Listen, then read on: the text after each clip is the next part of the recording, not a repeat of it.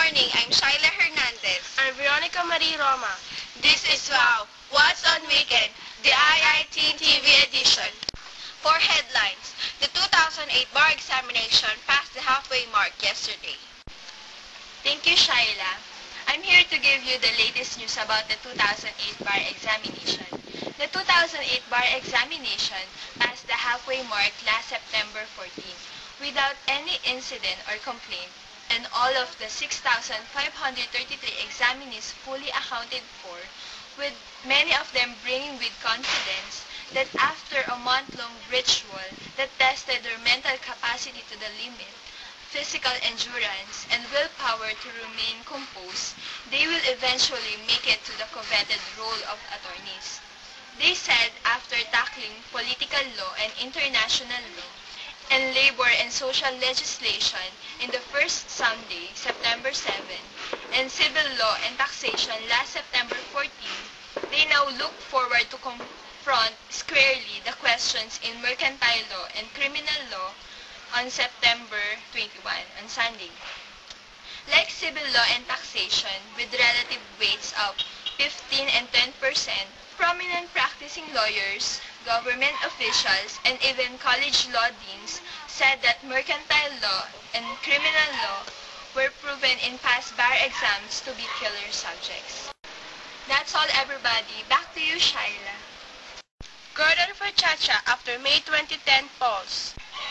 And for our next news, Gordon for Chacha after May 2010 polls.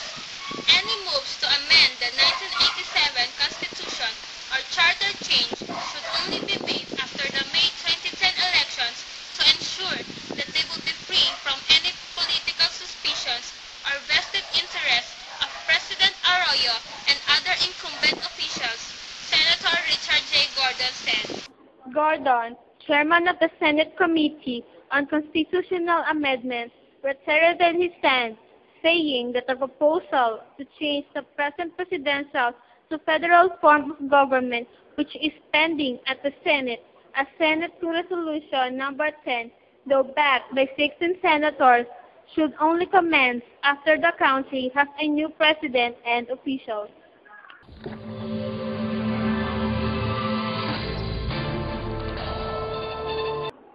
Earlier, former Defense Secretary Abelino J. Cruz Jr.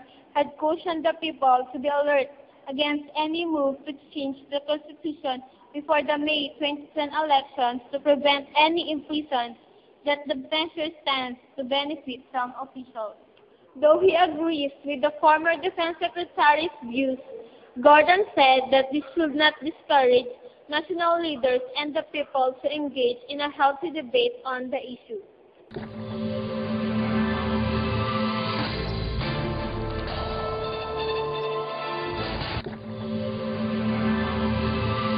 This is Acel reporting for the IIT TV. Back to you, Nikki. And for our health news, a young woman's battle against HIV. When Tennessee native Marlene Brown was diagnosed with HIV at age 19, she didn't realize that HIV could be transmitted through intersexual contact. She was hospitalized with pneumonia, and doctors discovered she had HIV during battery tests a mere 3 weeks after she had been infected.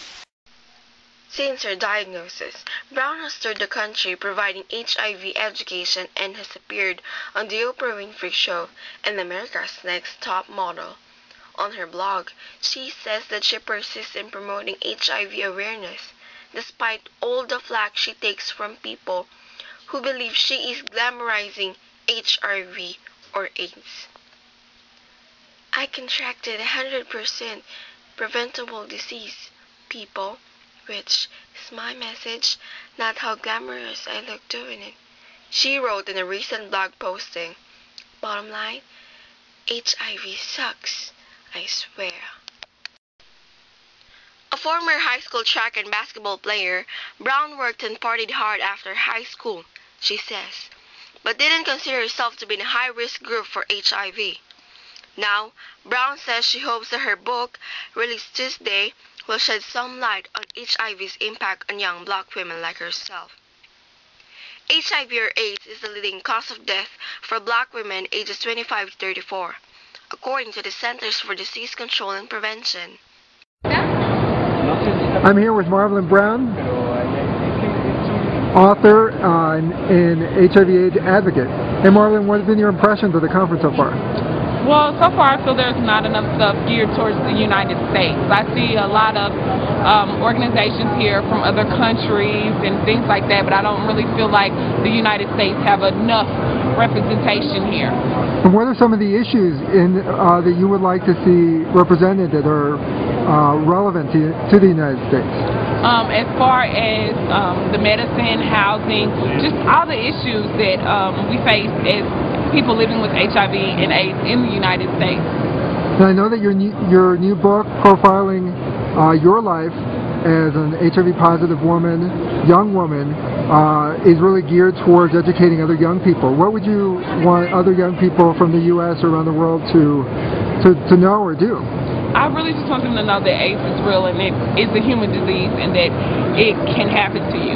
I think that's my big thing. I really just want to educate people through my book, which is The Naked Truth, Young, Beautiful, and HIV Positive. On the other side, UAAP is preparing for its championship match at Best of 3 series. It will be a battle of green and blue when the defending champion Salvadoran Archers goes up against their arch rival Ateneo Blue Eagles.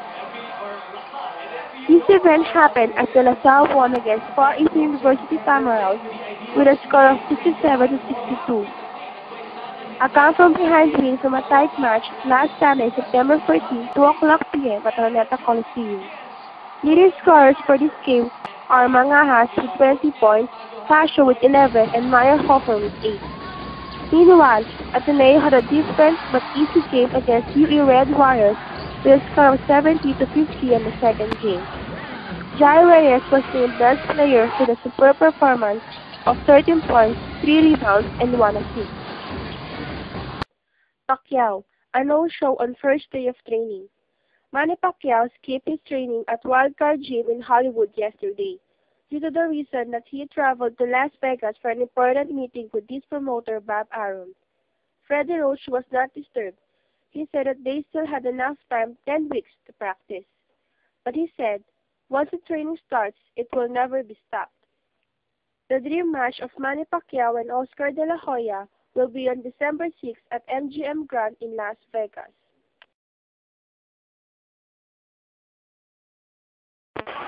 Jeneline Mercado returned to the big screen via One Night Only.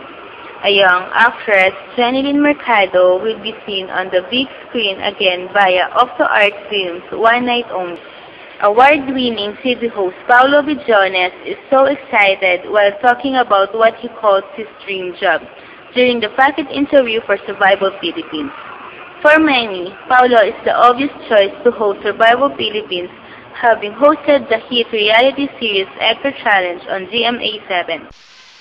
That's it from now. Stay tuned for the next showbiz issue. This is Jennifer Flores, your showbiz paparazzi.